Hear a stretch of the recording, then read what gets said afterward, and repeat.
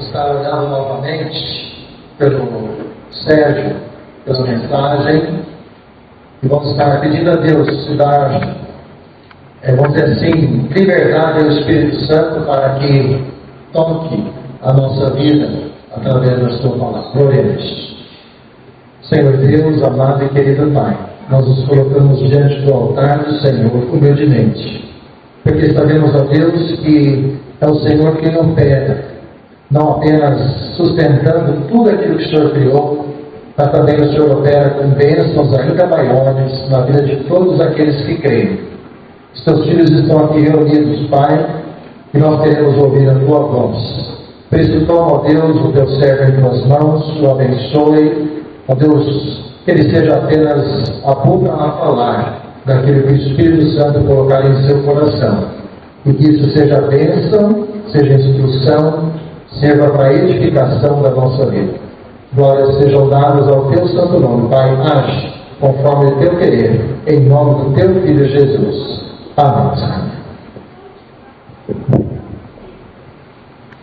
Saudamos a todos com a graça e a paz de Jesus Cristo. Amém?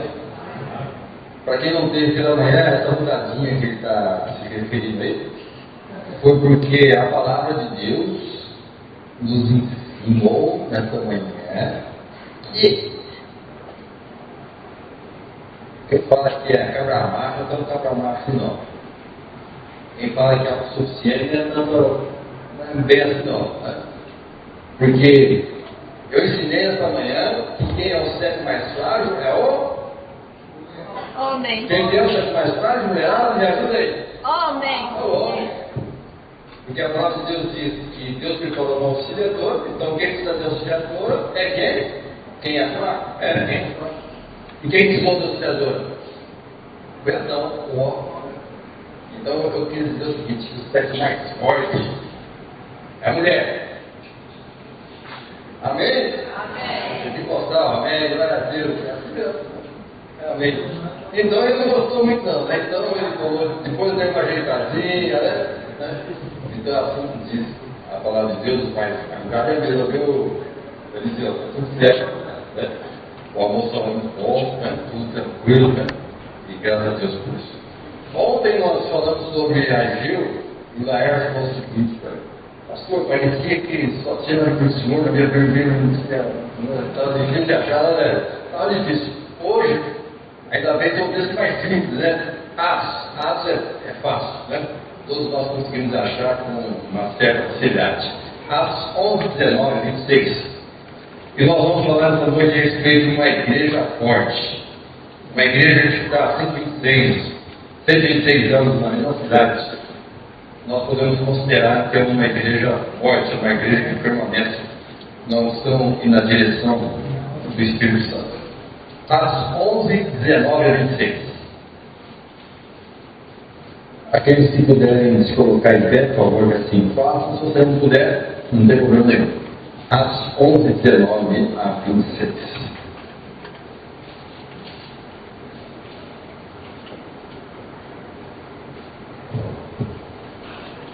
As 11:19-26. Todos encontraram? Sim. Amém? Alguma misericórdia por aí? Se tiver alguma misericórdia, não tem problema. Tá? Porque a palavra de Deus diz que Moisés caminhava nos passos das crianças e dos mais velhos, dos idosos. E a igreja está caminhando assim. Aqueles que têm mais dificuldade não é vergonha nenhuma, né? Porque nós estamos aqui para aprender, para auxiliar e para sustentar uns aos outros. Às 11:19-26. E diz assim a palavra de Deus: então os que foram dispersos por causa da tribulação que sobreveio a Estevão se espalharam até Filipe, Chipre e Antioquia, não anunciando a ninguém a palavra, senão somente os judeus. Alguns deles, porém, que eram discípulos que ele e que foram até Antioquia, falavam com menos gritos, anunciando o Evangelho do Senhor Jesus. A mão do Senhor estava com eles, e muitos, crendo, se converteram ao Senhor. A notícia a respeito deles chegou aos ouvidos da igreja que estava em Jerusalém. Enviaram Barnabé até Antioquia. Tendo ele chegado, e vendo a graça de Deus, aleluia, e exortava a todos a que com firmeza de coração permanecessem no Senhor, porque era um homem bom, cheio do Espírito Santo e de fé. E muita gente se uniu ao Senhor. E partiu Barnabé para Tarso à procura de Saulo. E tendo encontrado, levou para Antioquia, e por todo o ano se reuniram naquela igreja e ensinavam numerosa multidão. Em que Antioquia foram os discípulos pela primeira vez chamados de cristãos. Amém? Aceitais.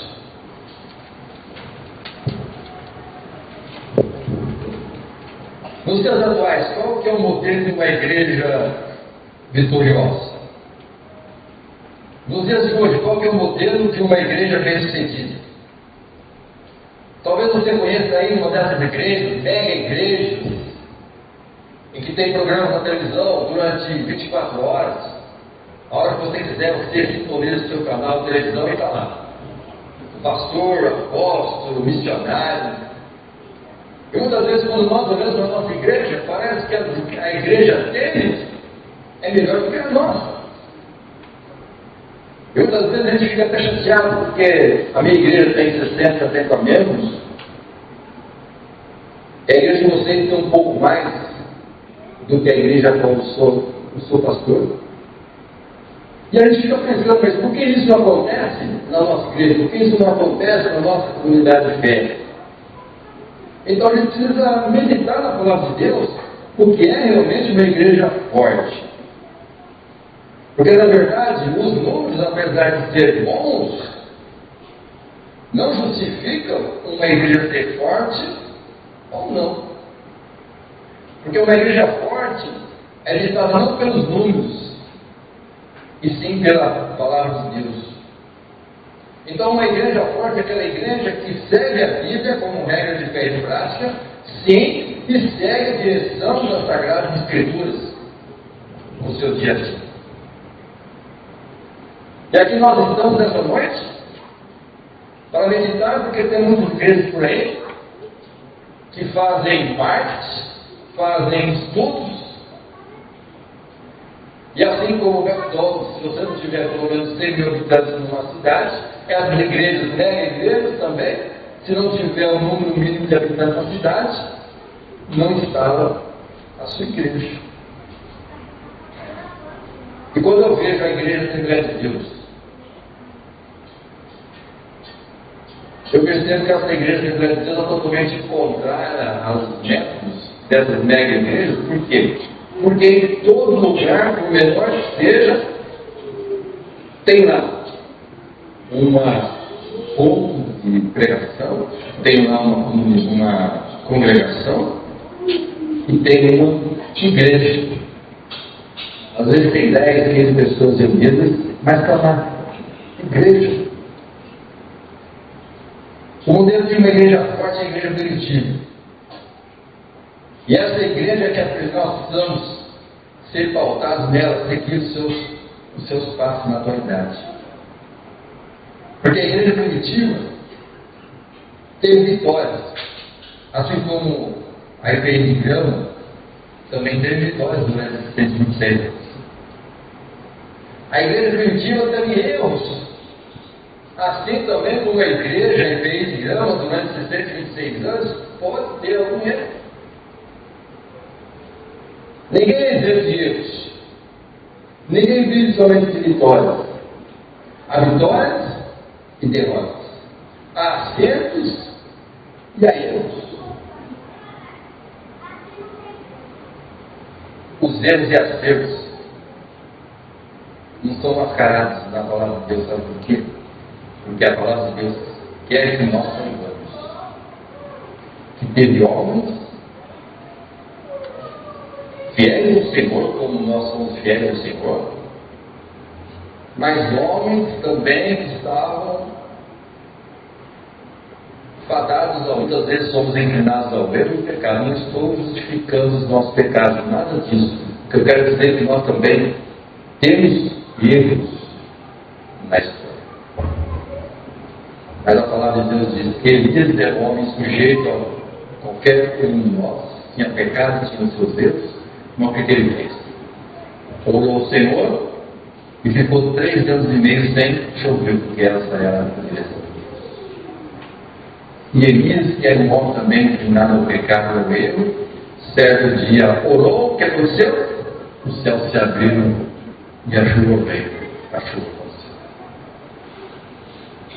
Uma igreja forte é a igreja que segue as pisadas da igreja primitiva. E esse texto que nós temos da palavra de Deus, nós percebemos que assim como nós, ela vai mostrar quais são os traços de uma igreja forte, uma igreja que segue os preceitos de fé que estão contidos na palavra de Deus.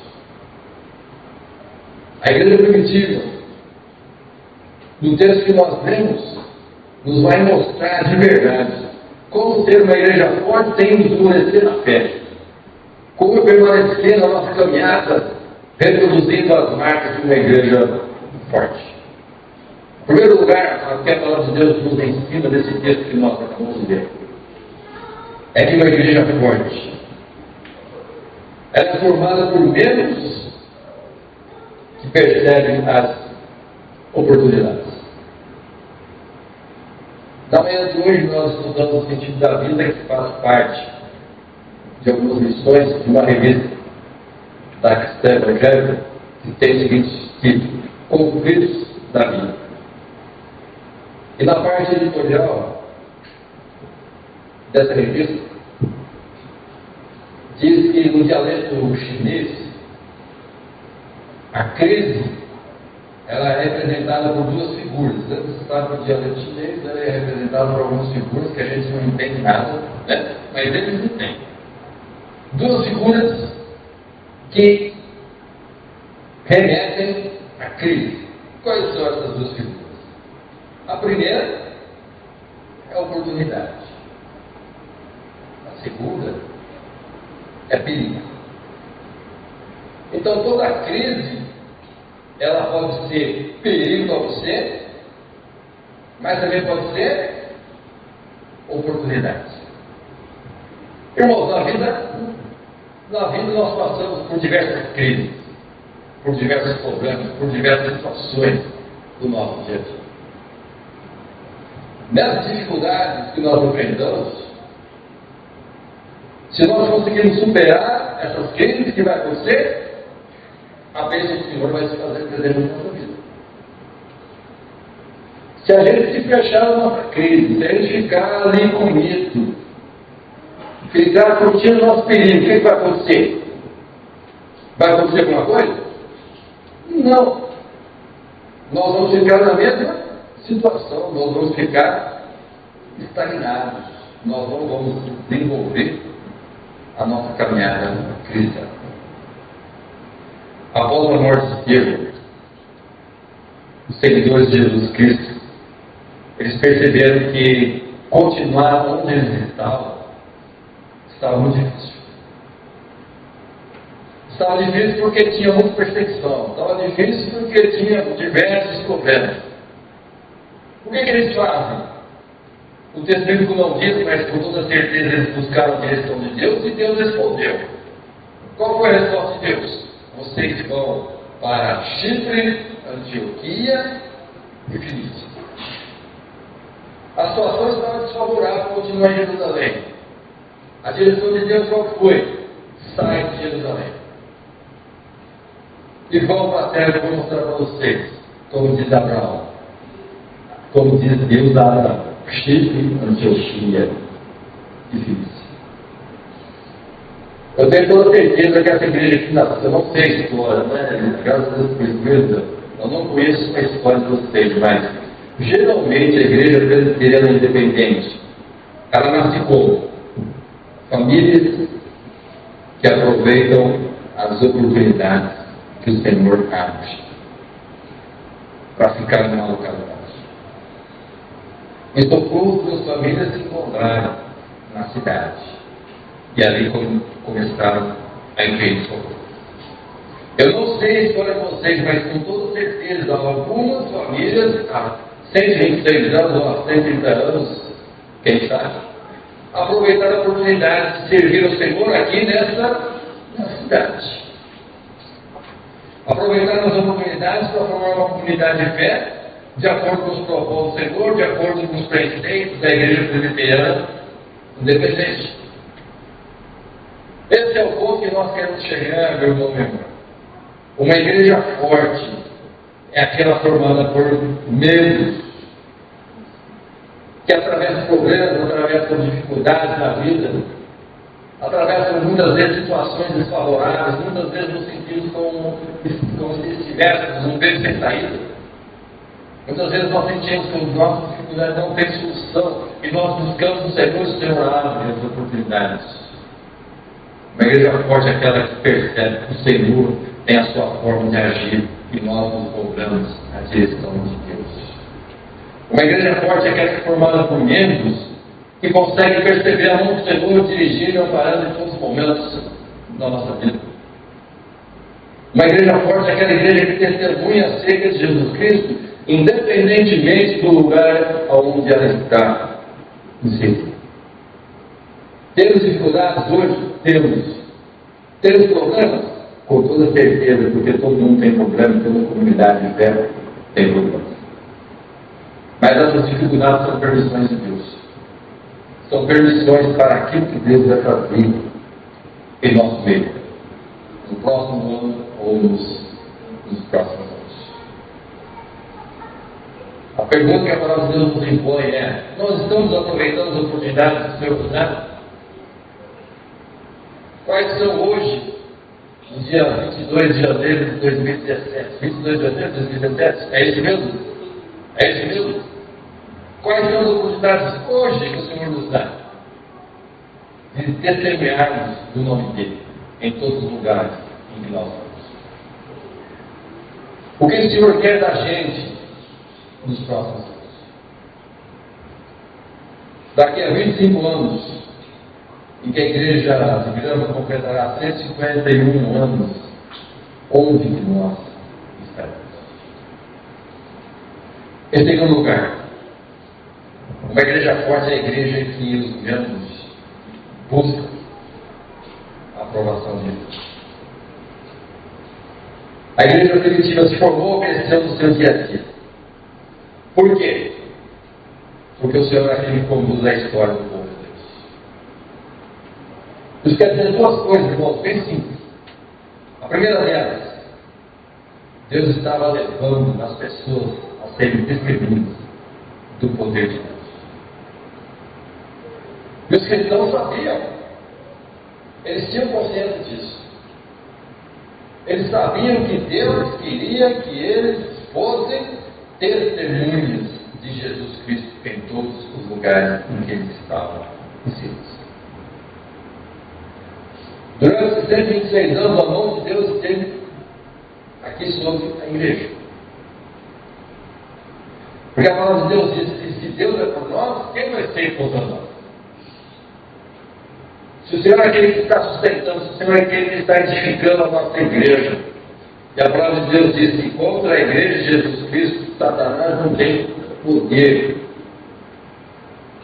Se Deus está sustentando a gente, quem pode impedir a mão do Senhor? Agindo Deus, como diz o profeta, agindo eu, que é Deus, quem impedirá?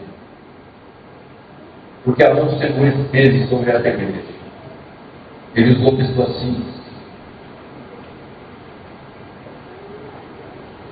Assim como nos dias da igreja primitiva, Deus usou pessoas simples.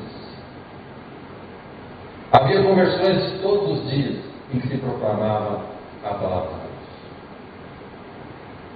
Porque enquanto eles viviam a comunidade simples, do jeito simples, da comunhão do pão, do partir do pão, do ensino da palavra de Deus, de acordo com a doutrina dos apóstolos, o que o Senhor fazia?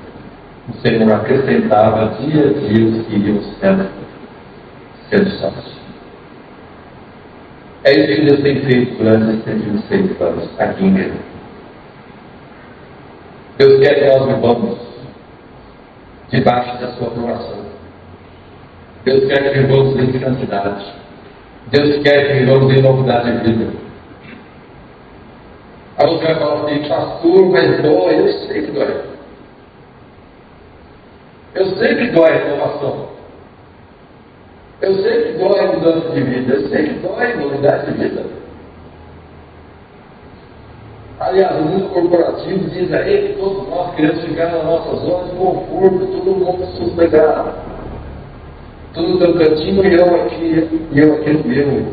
Os mais antigos se conhecem assim, né? O mesmo dizia, tudo no teu cantinho e meu. Então a gente quer ficar aqui, ó, tudo tranquilo, ninguém incomodando ninguém, tudo certo. Só que Deus quer que nós saiamos desse sossego e dessa zona de conforto, porque Deus quer nos transformar, nos renovar dia após dia. E aí você vai falar o seguinte, pastor, eu quero ser renovado, eu quero ser transformado. Ah, tá bom. É isso que você quer mesmo de verdade? Se você quer renovação e transformação, você está preparado para as dificuldades da vida, para as tribulações. Porque são nesses momentos que nós crescemos. Assim como veio perseguição em Jerusalém, o que eles fizeram? Vamos nos expandir, vamos para Antioquia, Chipre, para se a gente quer crescer, o Senhor permite algumas situações na nossa vida, para a gente sair dessa vida de comodismo. Deus te colocou nessa cidade com um propósito. Deus te colocou nessa cidade, porque Ele quer que você viva de uma forma que agrade a Deus. Deus te colocou nessa cidade, porque Ele quer que você anuncie que a salvação é somente através de Jesus Cristo. Deus te colocou nessa cidade para incomodar as pessoas que estão ao seu redor, no seu dia a dia. Mas incomodar com bom sentido, logicamente, né? Incomodar de acordo com a palavra de Deus. Uma igreja forte é uma igreja formada por pessoas simples, como eu, como você, mas que buscam agradar a Deus, buscam a aprovação de Deus, buscam viver em satisfação. Como está a sua vida nessa noite? Você tem sido uma testemunha de Jesus Cristo? Você quer realmente ser renovado? Você quer realmente ser transformado pelo poder de Deus? Você busca a aprovação de Deus em todos os momentos da sua vida? Como está a sua vida? E nós, como igreja de Jesus Cristo, como nós estamos? Temos buscado as oportunidades que o Senhor nos dá? Temos buscado uma formação de vida? O que o Senhor quer que nós? Quais são os caminhos que o Senhor deseja que nós trilhemos de verdade? Pela manhã eu disse que Deus criou o homem e a mulher para cuidar do outro. O homem precisa cuidar da mulher e a mulher precisa cuidar do homem. E aí fiz um arranjo aqui com eles e ficou tudo certo, tudo tranquilo, né? A igreja também é assim. A gente precisa cuidar um do outro. O que eu tenho falado lá na segunda de Santa Rosa é o seguinte, que a gente precisa ser honesto com Deus e honesto também com os irmãos. Não é pecado a gente falar que nós somos fracos. Não é pecado a gente falar que a gente precisa da ajuda de uns dos outros. Não é pecado a gente falar que muitas vezes nós sentimos que o nosso coração está vazio. Não é pecado a gente falar que muitas vezes o nosso coração tem sede de Deus, assim como somente desejo de Deus. Não é pecado. E caso alguém diga, olha, estou em pecado, logicamente como igreja a gente precisa tratar o assunto em conselho, mas deixando essa parte disciplinar aqui para a necessidade da igreja. Quando uma pessoa diz, eu estou em pecado, será que nós nos aproximamos dessa pessoa e falamos para ela, Conte comigo para vencer o seu pecado. Eu estou aqui para cuidar de você, estou aqui para ajudar você. Ajudar você, não ajudar você, ajudar você.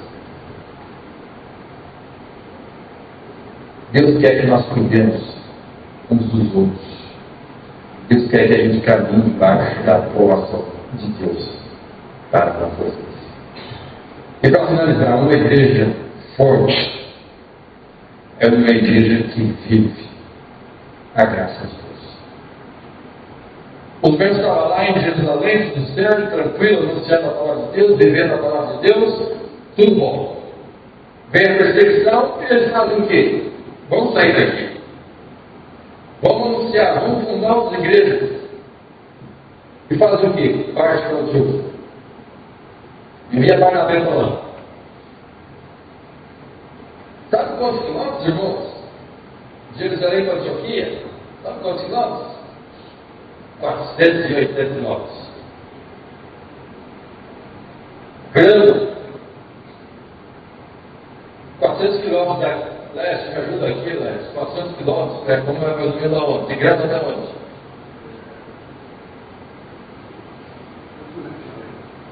Oi?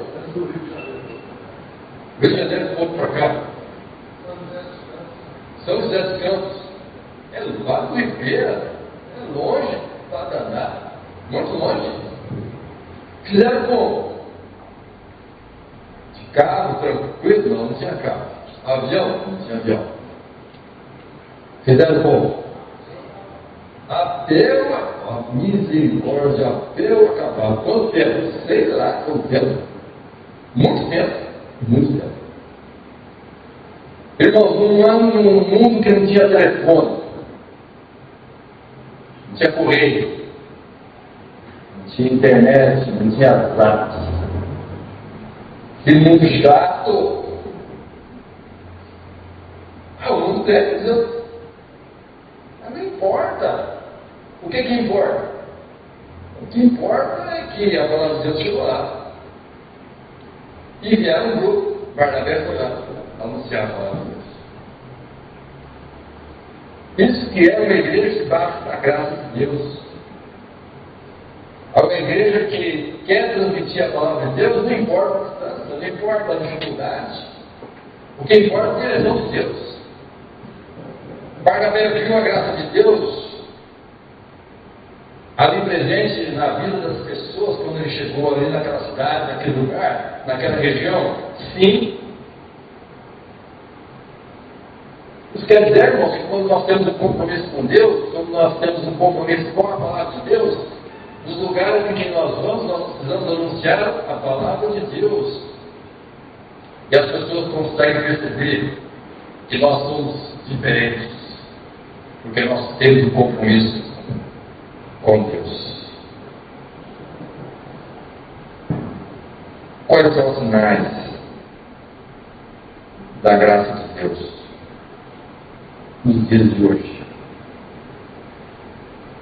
Os sinais da graça de Deus é que Deus quer que o mundo saiba que Jesus Cristo veio salvar o homem, o qual eu sou o maior pecador de acordo com a palavra de Deus. Não você, não o outro. Eu sou o maior pecador de acordo com a palavra de Deus. Nós somos os maiores pecadores. Dizem por aí, nos desafios missionários, que o mundo todo conhece Coca-Cola. Todo mundo conhece, todo mundo sabe. E nem todo mundo sabe que Jesus Cristo veio salvar o pecado, a humanidade. O sinal da graça de Deus é aquele que anuncia a palavra de Deus em todos os momentos da nossa vida. Sinais da graça de Deus é de perceber que o Evangelho é para todos, sem distinção. Homens, mulheres, judeus, gentios, brasileiros, argentinos. Até o Trump precisa do Evangelho. Mas ele é maluco, ele fala de segregação racial, é maluco, é doido de verdade mesmo. Ele precisa também de Jesus. Todos precisam de Jesus. A gente não pode fazer separação. Muitas vezes nós rotulamos as pessoas. Ah, mas fulano é tão bonzinho que só falta ser crente. Irmãos, só falta. Não, é o principal. Se dobrar os pés do Senhor Jesus Cristo é o principal. Então precisa do principal, que é Jesus Cristo. Sinal da graça de Deus é aquele que compartilha de Jesus Cristo a todas as pessoas. Tem óbvio. O sinal da graça de Deus é aquele que se aproxima das pessoas, independentemente do que elas podem oferecer ou não. E isso muitas vezes muda a nossa forma de anunciar o Evangelho. É a gente tratar as pessoas do jeito que elas são, na situação que elas estão, e fazer o melhor por elas e para elas. Essa volta tem uma senhora morena e ela diz assim sempre para a gente, para a família. Ela fala assim: pastor, eu gosto muito da sua família. Eu falei: mas eu vou dar a senhora. Ela falou assim: sabe quem que é, pastor? Eu vou falar com o senhor, né? O senhor. Fala: Dona Maria, para com isso, desafasta. Não, mas não mesmo. O senhor não desfaz da gente, não.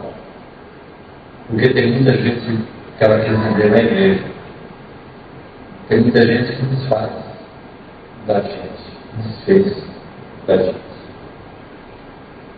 Irmão, se a gente quer ser igreja, a gente não pode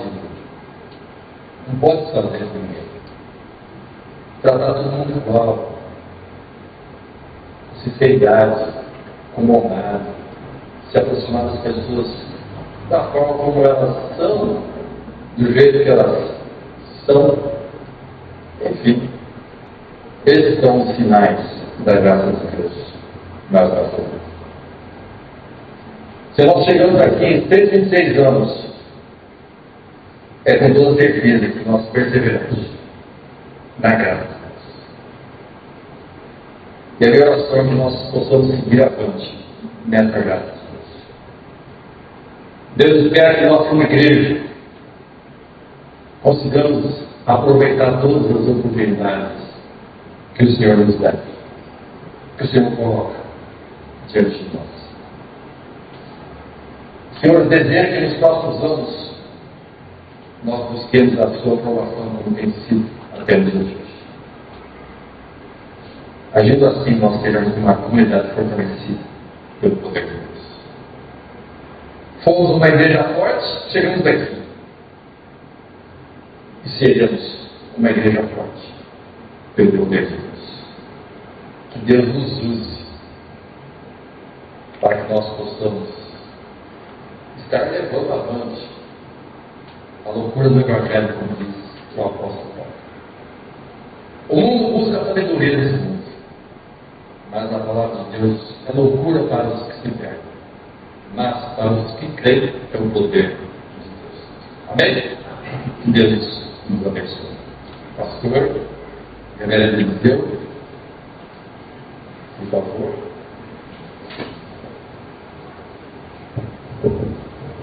Bem, eu gostaria de... Vamos dar outro lugar um pouco? Vem aqui, Sérgio.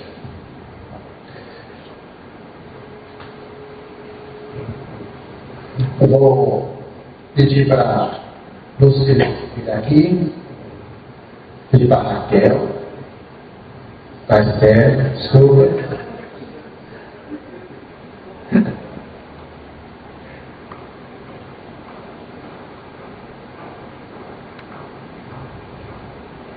Se alguém precisar, eu vou fazer propaganda, viu?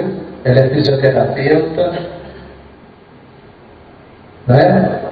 Ainda falta um ano ainda, está quase lá, certo? Se alguém tiver com dor de pescoço, na perna, ela dá um jeito, ela dá umas rodadas, vocês precisam ver, viu? Eu não vi ainda nada, estou falando, né? Mas eu gostaria de agradecer vocês, eu que Deus esteja abençoando muito a vida de vocês. Eu vou pedir para a diaconisa trazer um presentinho para você, Celeste.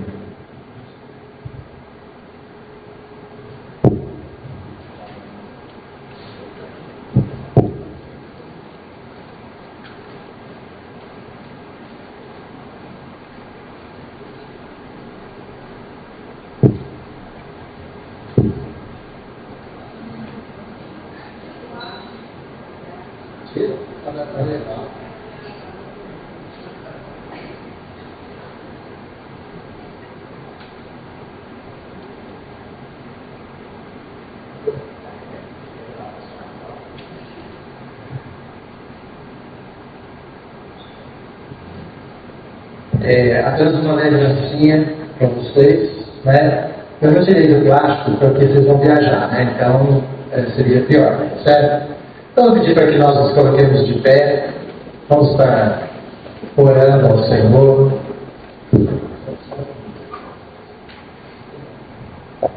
Vamos estar orando e depois nós vamos para que o Sérgio nos despeça com uma bênção. Quero agradecer, Sérgio, tenho certeza. Não sei dos outros, mas Deus falou no meu coração através da sua palavra. Todos aqui estejam abençoados com a sua vida, tá? Obrigado pela convivência, pelo apoio, pela ajuda, pela conversa, né? Ela até ajudou a fazer maquete, viu, gente? Lá com a Jéssica, pegar minha louça lá em casa e foi uma bênção, né? Esse tempo juntos, né? A gente poder estar se conhecendo melhor. Oremos. Pai, nós colocamos o Senhor diante de Ti nesta noite, não apenas para te agradecer pelos 126 anos, logicamente sustentados pela Tua poderosa mão, mas também a Deus porque o Senhor tem abençoado, tem agido, tem transformado, tem salvado pessoas aqui nesse lugar. E ao mesmo tempo, Senhor, nós te agradecemos porque, ó Deus, os Teus servos que já passaram por aqui, ó Deus, outros que estão aqui, e hoje, ó Pai, a oportunidade ao nosso irmão Sérgio de estar aqui, ó Deus, nesses 2 dias, trazendo a Tua palavra. Que o Senhor o abençoe poderosamente a ele, o seu ministério como pessoa, nas lutas que enfrentamos, que ó Deus sempre dês a ele a força, a paciência, a tua direção, que o Senhor dê a ele sempre a perseverança que necessitamos tanto. Ó Deus, sustenta-o com fé, sustenta-o e abençoe como esposo, abençoe também a Deus a sua esposa, ó Deus, nas idas e vindas, nas salas de aula, que o Senhor a direcione para manifestar o Teu poder, que o Senhor a abençoe e aguarde, que o Senhor abençoe a Deus a Esther na faculdade, também nas suas idas e vindas, que ela complete os seus estudos, mas em especial que o Senhor use a tua família para a glória e honra do Senhor. Nós te louvamos por eles, ó Pai, e clamamos pela tua igreja, e clamamos, ó Pai, a tua bênção. Você vê a bênção. Que a graça de nosso Senhor e Salvador Jesus Cristo,